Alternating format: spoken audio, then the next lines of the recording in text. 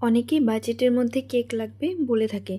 বাজেটের মধ্যে কেক লাগবে ঠিক আছে, কিন্তু যখন ফন্ডেন্ট ওয়ার্ক তারা চায় সেটা কিন্তু বাজেটের মধ্যে আসে না। সেটার প্রাইসটা কিছুটা হলেও কাজের উপর ডিপেন্ড করবে, আর তার জন্য প্রাইসটাও একটু বেশি হয়ে থাকে।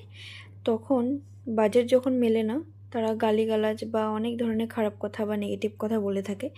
হ্যাঁ, আমার কাছে অনেকেই ভালো ক্লায়েন্ট হিসাবে আসে, যারা খুব বোঝে কেমন ডিজাইন চাইছে, তাদের রিকোয়ারমেন্ট কী সেটা বুঝে থাকে। আবার অনেকে আছে খুব খারাপভাবে কথা বলে। যারা খারাপভাবে বা নেগেটিভভাবে কথা বলে তারা তো ক্লায়েন্ট হতে পারে না, বা তারা ক্লায়েন্টের শাড়িতেও পড়ে না। আমার মতো যারা হোম বেকার আছে তাদেরকে একটা কথা বলতে চাই, কেউ যদি নেগেটিভ কথা বলে সেটা তুমি তোমার সাহস হিসেবে নিয়ে নাও, তোমার শক্তি হিসেবে নিয়ে নাও। তাদেরকে কখনোই তুমি রিটার্নে নেগেটিভ বা খারাপ কথা বলবে না।